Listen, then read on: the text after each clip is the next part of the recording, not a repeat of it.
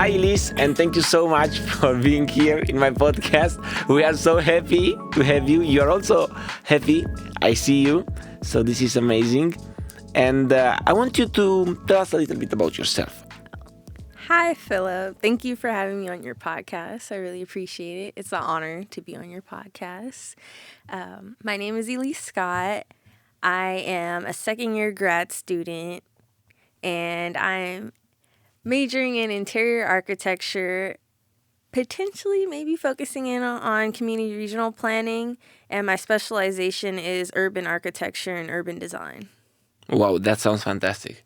I know that was a lot. It is a lot, but it's I think it's a major, it's a master Yes. that represents you.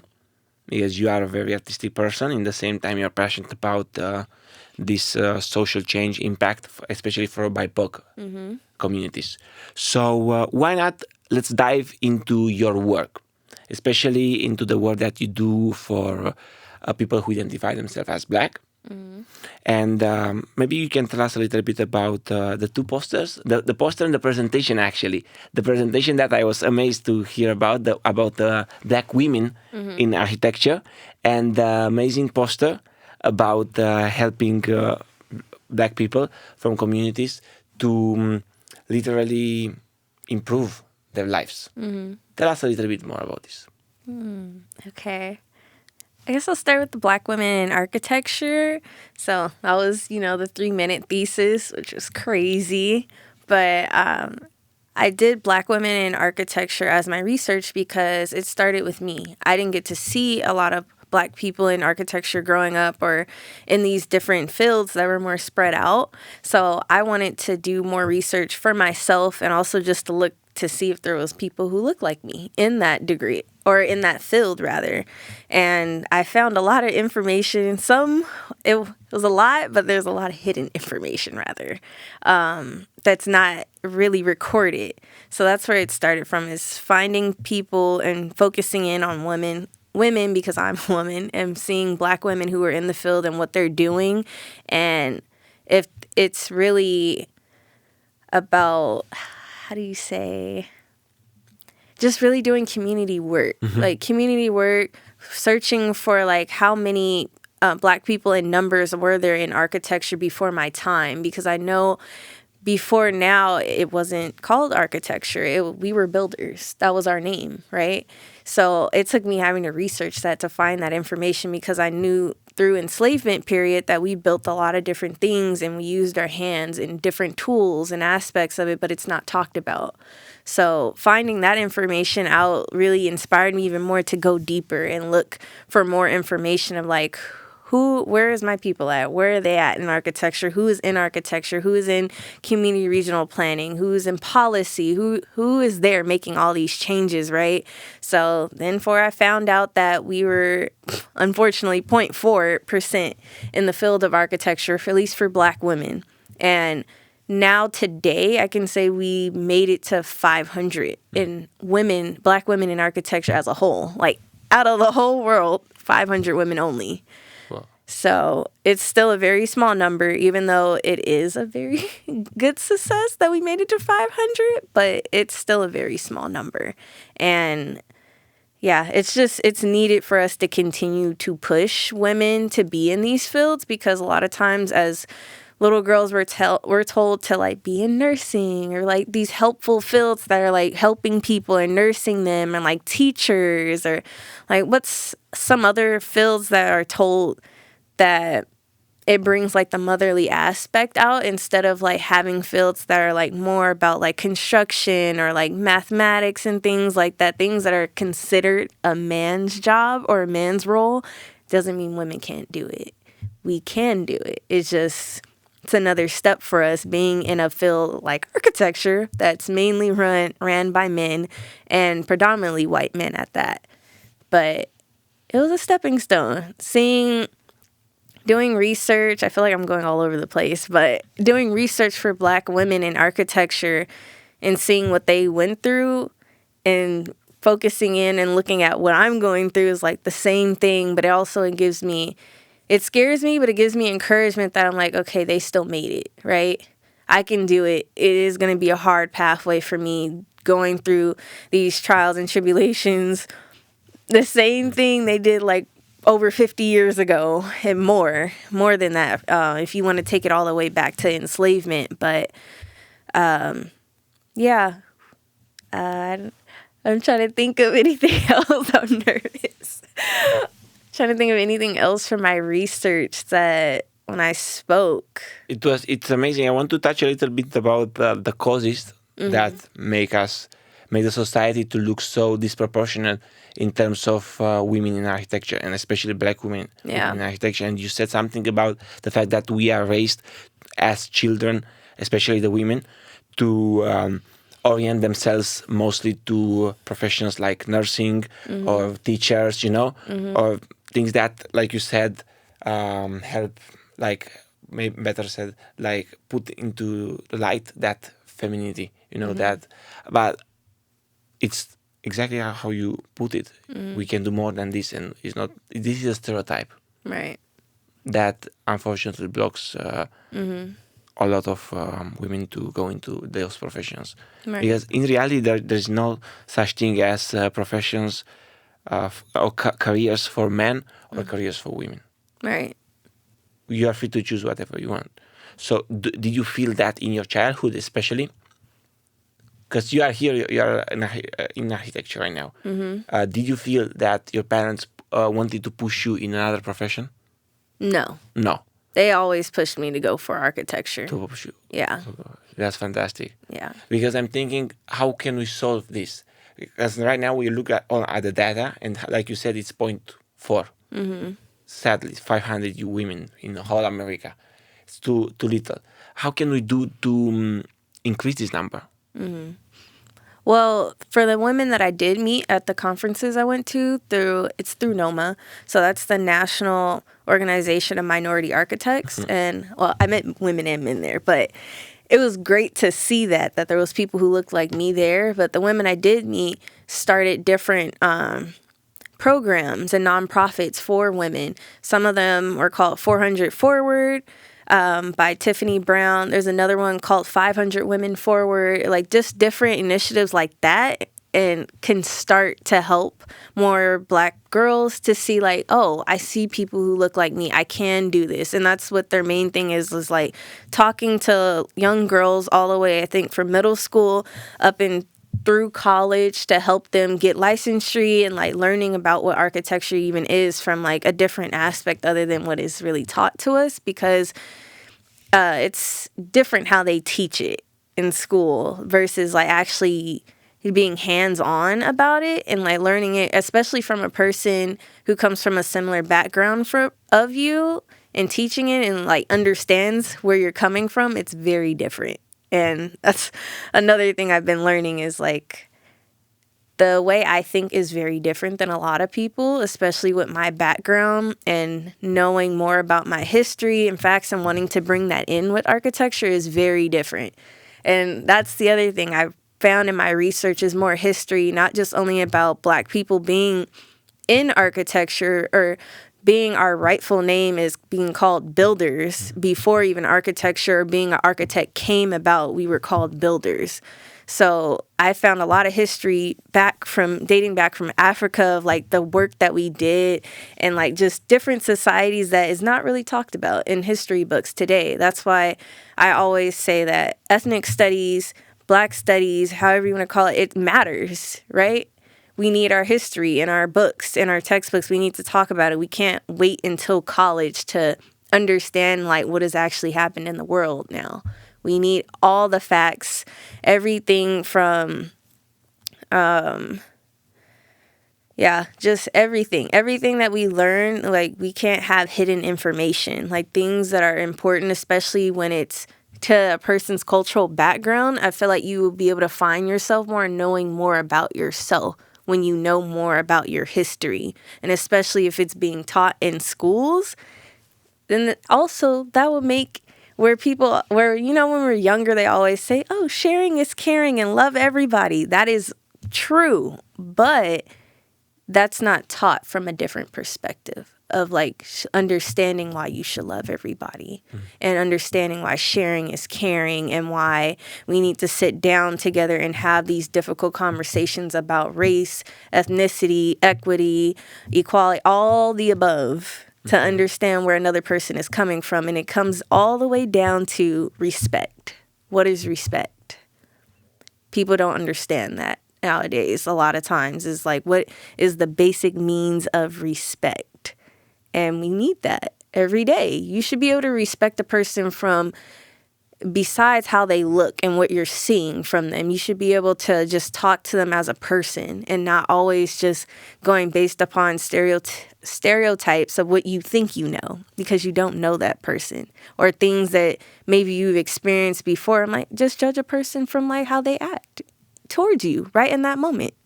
Excuse color, ethnicity, whatever. Excuse all that, because not every person is the same. Just go by how a person treats you. That's it. That's all.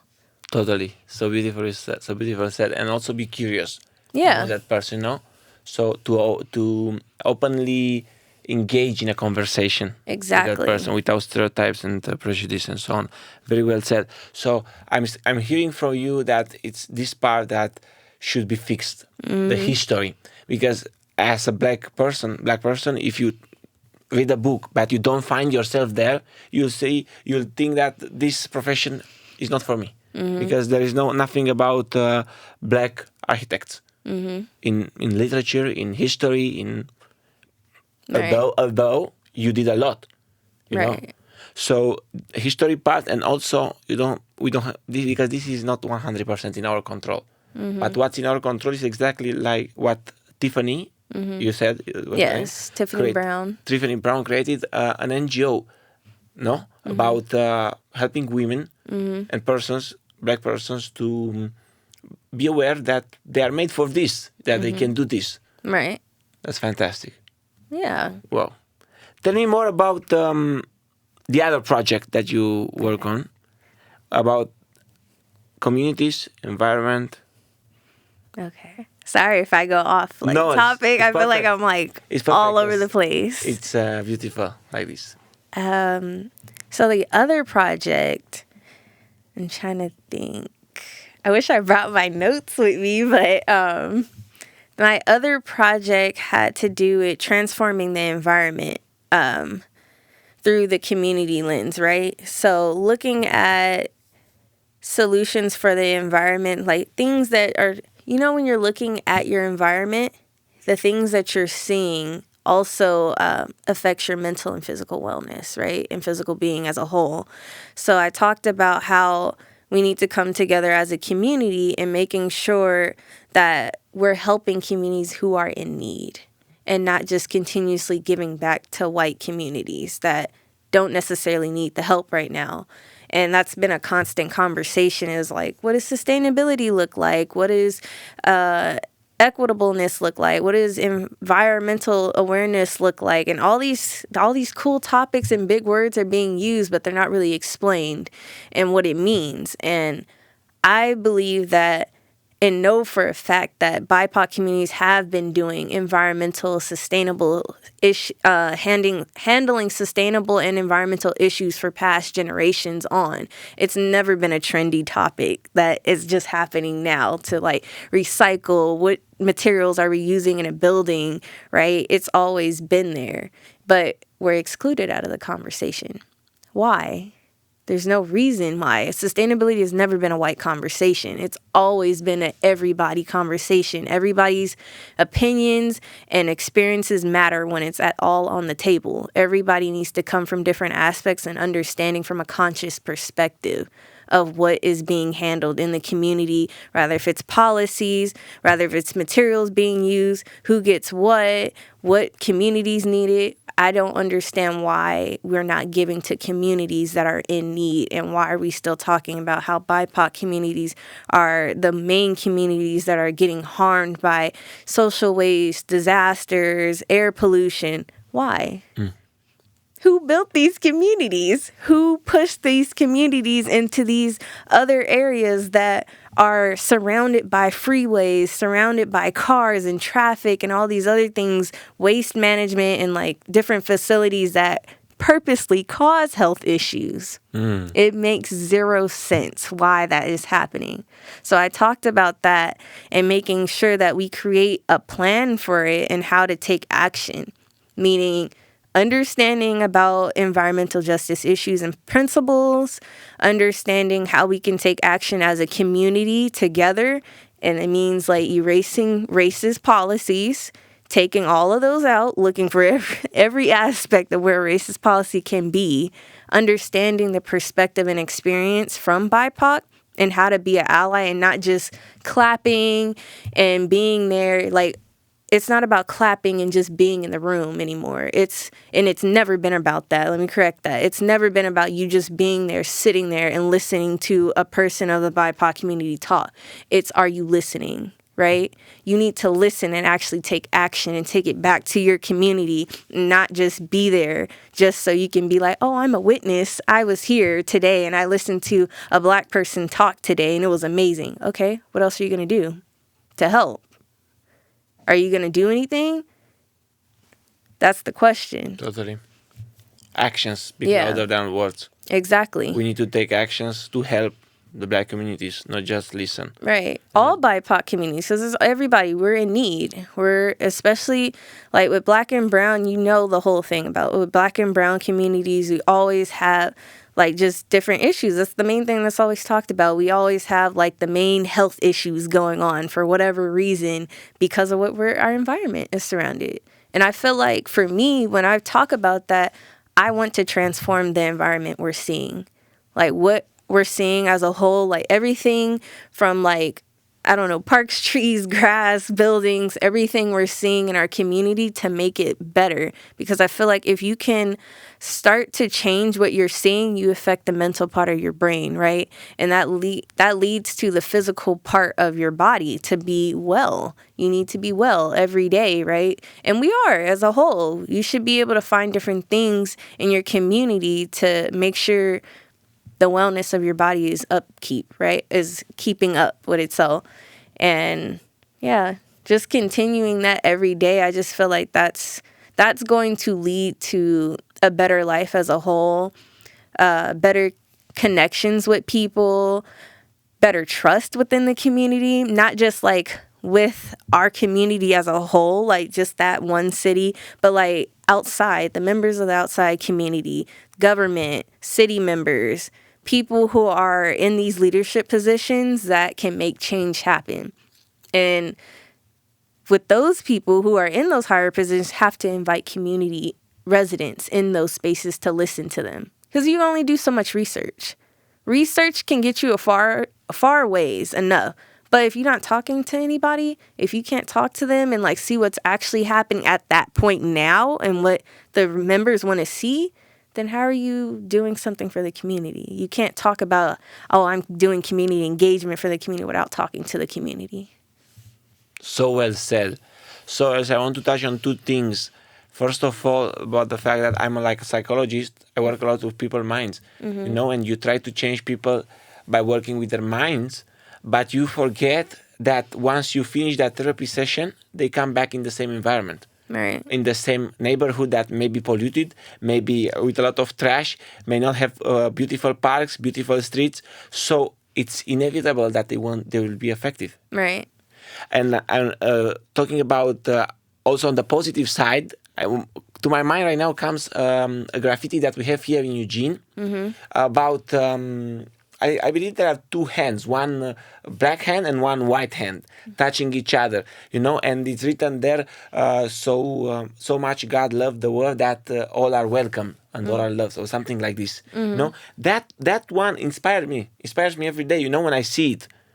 And it inspires also a lot of other people, even if it's unconsciously. You don't consciously, because maybe you are on your phone, maybe you talk, maybe you pass through that street too many times, so it's automatic. You don't even notice it, but it still is there. Right. And it's something beautiful, like you said, that once the mind is changed, also the body is changed positively.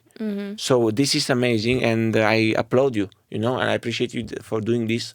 And I want to hear more. I want to hear more actions, you know, like even in our university, I see a lot of places that can be improved. And I think you can agree with me. Yes. A lot of in terms of accessibility, but also in terms of visibility, like having that sense. Because we all know that when we travel somewhere, and we disconnect with that monotonous, boring environment that we have in our home, we come back more relaxed, more energized. That's the impact of environment, and I'm so glad that you use this to impact, positively touch and influence the mind and the body of the peoples, especially the black ones. Because, as you said, there are a lot of resources, but they are distributed in an equal way. So here's the problem, like you said, because it's not about equality, it's about equitable, Like, why distribute 50-50 if the white community doesn't need 50%? And the black community maybe needs more in this because they were disadvantaged throughout the years, like you said. So this is very well said. And I want to ask you, what motivates you to do this work, Ellyse? Because you do a lot of things. You are very busy. You also are in the emerging leadership program. Yes. That also it's consuming a lot of your time. Yes. This is your second year of a master's. You have a lot on your plate. What motivates you? What drives you to do all of this work? It's a great question. I know off the top of my head, I'm like trying to think how to form it into words. I think just my love for the community, just my love for wanting to know more about myself, my culture, just who I am, because I think it just all started, and I always go back to like really where it started from is when the second time I experienced community, because I experienced community within my family firsthand, but the second time that I can really remember is me working with Parks and Recreation, because my mom had me and my brother in a lot of different activities and sports growing up. So we both did a lot of volunteer work through Parks and Recreation. And yeah, it started there, like with being involved with the parks and things and like doing different events with kids, adults, like from concerts to like reading hours to arts and crafts. And I just seen like how much community happens at parks, like how much like relationships happen, like dynamic relationships, people just talking to you just because, like, it doesn't matter who you are or like what age you are, just people just start talking because you're at the park. And like, it doesn't matter because you may not even see that person ever again, but you may, depending on what type of connection you had at that moment. But that was the first time I seen community and seeing that access happens at parks, right? And like just being outdoors and stuff and meeting just the most randomest people ever. But access starts there. At least for me, that's where I seen it. Giving access to people who don't necessarily have access to family back home in their personal lives, right? Because while there is families and like other type of engagement and like sports going on there, other people are coming to the park that probably are alone, don't have family. You never know what's going on in a person's life in that day. So that's why you should always try to at least say hello or like smile at a person, because you just never know. Or just even simply talking to that person that day could have changed somebody's life. It could have took them into a whole nother space than what they were in. They could have been in a very dark space at that moment, but maybe being at the park that day and sitting next to somebody on the bench or like passing by someone, it changed that view for them. It changed it because access was happening at the park, at spaces where it does not matter who you are. It does not matter what social class you're from. Nobody's talking about that. They're talking about being outside, having fun, what play means, what it means to be outside in the sunshine, smiling, being happy, or even if you're being sad and crying, it does not matter. You're outside with nature. And it doesn't matter. Nature doesn't matter who you are. Nature comes in like multiple different aspects, right? Different colors, shapes, sizes, numbers. It doesn't matter. Nature is nature. That's what we are. We're a part of everything. And just to have that come together for me, that's where it all started from, is seeing community happen there and seeing that people can engage with each other in a different aspect than being just closed in inside, not caring, just having freedom happen in just the most simplest form. So this desire to create that accessibility, to create that community, Yes. and to improve the people's lives. Beautiful. Fantastic. And right now, what is your biggest dream? It is the thing that you really want to achieve. Maybe not in the next month, year, maybe long term.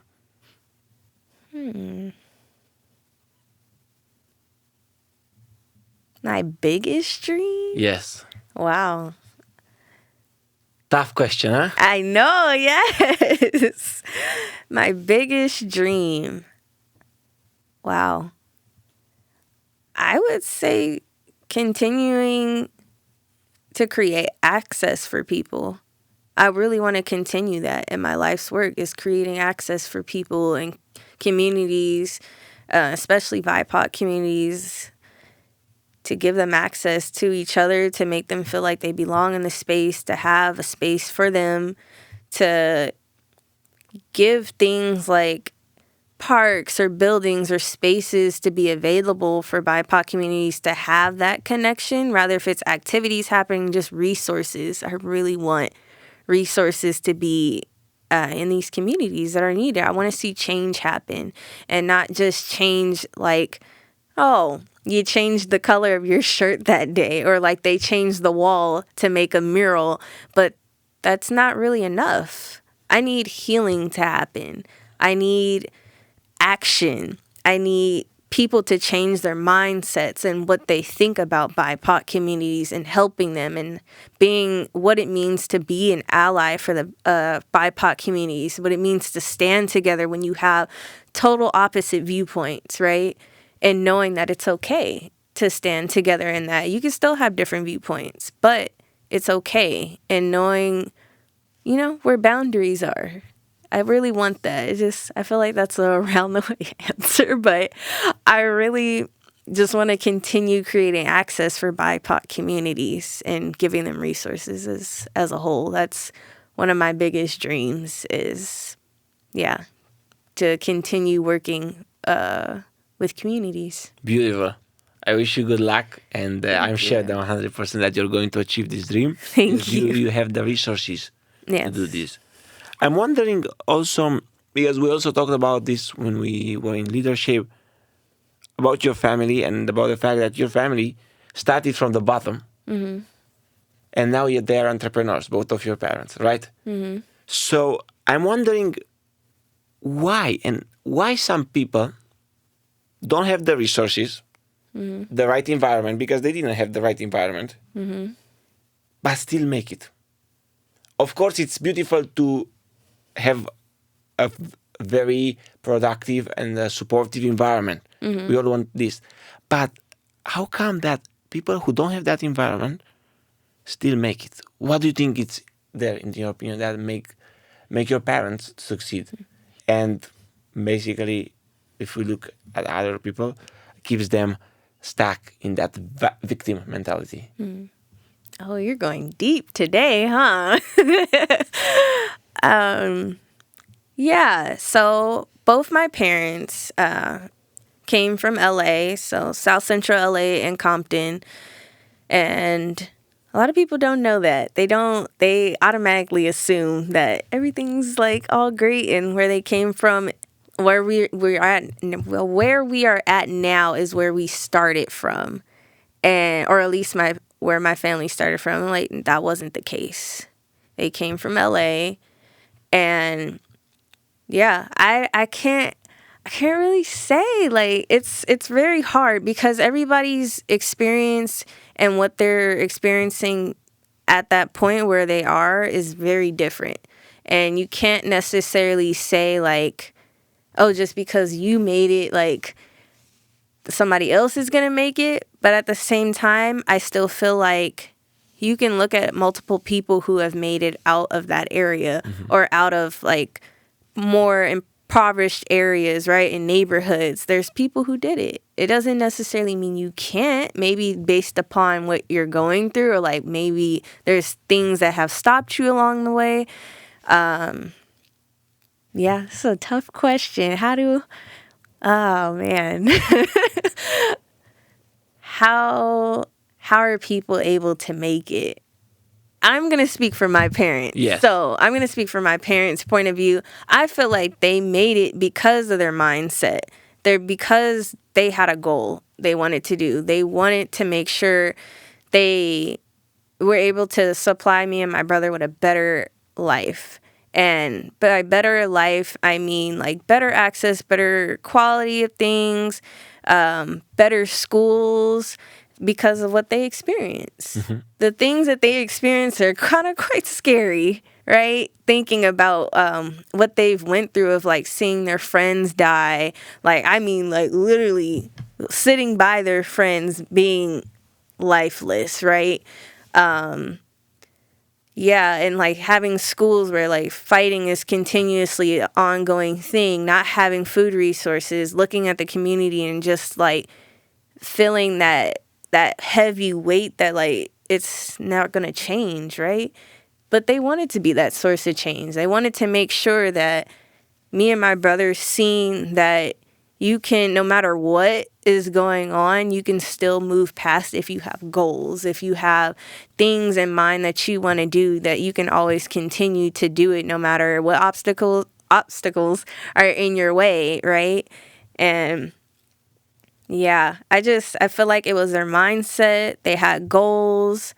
They knew where they wanted to be at in life. Like that, I think I told you before, they knew they wouldn't want to work for anybody. So, actually, and also my parents didn't go to college either. They took a trade. That's another thing a lot of people don't know, that they assume automatically because I'm in school that my parents went to school. They didn't. They started working right after high school. They completely started working. That's what they wanted to do. They made sure, and that's not to say like just coming right off the bat, like, yeah, they're entrepreneurs. Of course they worked regular jobs, but then they started with saving up and making sure everything was like falling into place how they wanted. Then they became entrepreneurs. They knew they did not want to work for someone for a long period of time. It was very short sequence for them. So I give that to them because I have that same mindset too of wanting to be an entrepreneur and continuing and like having that independency, of wanting to do that for myself. And of course they still remember, right, where they came from and everything, but when you're continuing to move forward and bettering yourself, it comes with more responsibilities and more things and more challenges as you continue to move. It doesn't make it easier just because you left that lifestyle, right? Or left how you used to live, or your experiences don't leave you. The things and the experiences, the trauma and things like that, that's still going to be carried on with my parents. Rather, if they healed or not from it, it's still with them regardless. They still remember everything because they taught me and my brother those things. And some of those things translates to me too, on like how I feel about certain things, or like being more aware, consciousness, and like looking over like everywhere that I go, right? Just different things like translates to how I am, or like how I grew up too from how my parents were. So yeah, I think again, just the mindset, having goals, trying to think of anything else. I think you just really got to know what you want and not being lazy either. Like, not to say like everybody can be lazy at different points in times, but like knowing that you have stuff in mind, and that's what my parents constantly keep teaching, is like knowing what you're going for in your goals. Sometimes you have to sacrifice certain things that you want at that time to make sure you get like the things that are like more up there, right? Or like things that you like, if you wanted a house or whatever, like you're saving up for it, you can't be buying like little stuff here and there because you have a bigger goal ahead of you. You have to sacrifice in some places. I don't know if that makes sense, but yeah. Totally makes sense for me. You touch on very important things like goals, a vision, knowing what you want, and this discipline. Yes. Of being lazy. It's also written in the Bible that people without a vision perish. So this is exactly the truth, because your parents knew what they want exactly after Yes. they went out of the high school. No, they had a vision very clearly. So I want to ask you like the last question, which is one of the questions that I always ask people. It's at at the end of your last day on earth. Let's say you live a lot of many years, yes, more than 100. How do you want people to remember you? Like, what are the maybe teachings, lessons that you want to leave to this world? The most important ones. Like when people think of Ellyse, they remember, I don't know, her smile. It's like just an example.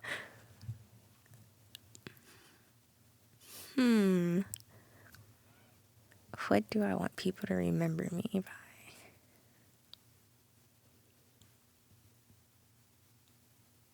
Smile is nice. I think how big my heart is for people and caring about people, like really caring about them. It doesn't take much for me to start caring about a person, really. It could just be the most simplest conversation. So I think just like my heart for people, smile. I care for wanting to help the community. Really knowing who you are, I think, is one main thing, and being comfortable in who you are in your own skin. That also tethers to your cultural background, ethnicity, appreciating that, and really diving in deep, because you'll find a lot out about yourself, or like why you think a certain way, or like why maybe your family, even like why does your family like do things this way? What are your traditions? Like really knowing who you are. Yeah, really knowing who you are, being comfortable with that. Trying to think, what else do I want people to remember me by?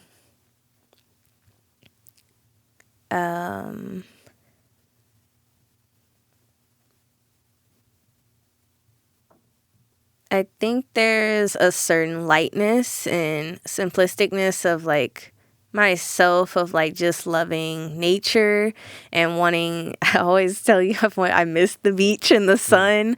I love being at the beach and like having the sun, like just something about it just puts me at peace. So peaceful mind, peaceful heart, a peaceful energy, I think, is another thing of like wanting people to remember me by, is like, what do you feel when I come into the room? What do you feel while you're talking to me, while I'm sitting next to you? Do you feel at peace? Do you feel warm? Does it feel welcoming? All of that. I feel very at peace, honestly. Let me ask you one more thing, actually. What is one habit that makes you to be who you are? Very peaceful, very relaxed, also very motivated, because I see a mixture here of calmness, but in the same time motivation and direction, you know? What do you do that puts you in this state? Call my mom. Yeah, I do call my mom. But yeah, my parents are one of the biggest ones, because like I said, even though they didn't go to school, they always motivated and encouraged me and my brother to go to school, and just achieving like a better possibility and aspect of life, or more opportunities. So yeah, I do call my mom. That's one of the things that, especially when I get stressed, or if I'm overthinking something, I'm like, Mom, oh my gosh, I'll like just say I'm overthinking. I'll be cool. It'd be the simplest thing ever. But my mom, trying to think, if I had the beach by me, usually the beach calms me and makes me feel more relaxed. Listening to music, going on a walk, exercising, usually helps break that down a lot. And yeah, praying, definitely. I always forget when people ask me what genre of music you listen to, because I don't include it, but it is a genre, is gospel music. I love listening to gospel music. Every morning I try to do a day where I'm just like praying and like just listening to gospel music and doing praise and worship, because it really puts me at peace. That's like the number one thing, is just like just I don't know. It's just like ultimate peace of like just being able to pray and just being able to listen to the music and the words of what is being said, and it is the truth. Honestly, just puts me at a different level of peace. Yeah. And journaling. And journaling, Yeah, also. we both said we were gonna journal more. But yeah, that's another thing. Reading. There's a lot of different things that puts me at a peace, but yeah, I definitely think talking to my mom, praying, and gospel music or music in general is like the top ones. Yeah, especially with being out here, it's a little different for me, and not having the sun all the time. So, but yeah. Yeah, fantastic. What message do you have for Black people who look at us, especially for women? Oh my gosh, you're asking such good questions.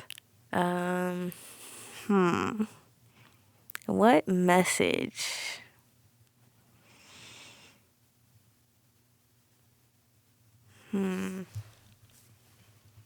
I would say there's so many things I could say, but I would try to keep it as short as possible. Never give up. Always believe in yourself.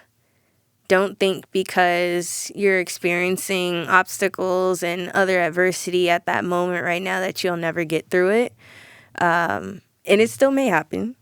I'll say it still could happen. But always know that you can still continue to move forward and do things that will put you in spaces of people who support you and having community. I think community is a number one thing that is needed, especially for just anybody in general, especially for BIPOC communities. It's important for us to be able to see each other and have that visibility. What else could I say? Never let anybody tell you that you can't do anything, because you can do everything in the world that you want to do and put your mind to. Never let anybody tell you that. I don't care who the person is, family, friend, foe, enemy. Never let anybody tell you that you can't do something, because you always can do something. You can always do anything that you put your mind to, with goals in mind, anything you envision, you can always do it. Knowing your boundary lines, if it's too out there or like out of your control of what you can do, if you have too much on your plate, that's a different thing than feeling discouraged. And it's hard to not feel discouraged. Not saying anybody is perfect, or you'll never have those days where you just feel sad and just feel lonely. Just always know that you have community there. You have people. You have to find those people. But there's always community there. There's always people looking out for you. And be well. Yeah. Be well. Be well. Pray or go on your spiritual journey if you have one.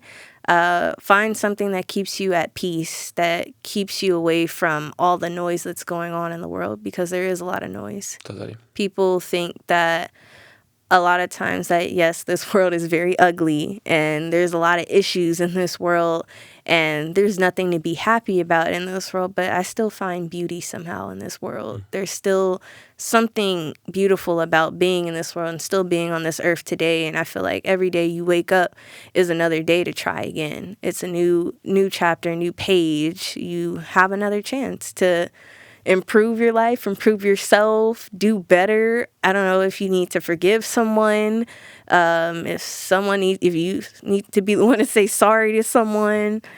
It's a new chance. I think it's a possibility and opportunity every time you're able to wake up and try again. And those days, there's going to be some hard days, a lot of hard days, but there's going to be a lot of days that are happy days too. Totally. There's going to be hard days, that are also a lot of happy days. Yes. Like this one, a happy day. Thank you, Ellyse, for being here. Tell me where people can find you. Okay. Enjoy the Little Things Boutique on Instagram. That's your Instagram? Yes. And you have also email? I do. I mean, look. I will put it in the Yes. description. Yes. Good. Thank you, Ellyse, so much for being here. Have a beautiful and wonderful journey in achieving your goals, because I truly believe that you're going to achieve them and you're going to make a positive impact in this world. Thank you. So stay infinite. Thank you Thank for you. being here.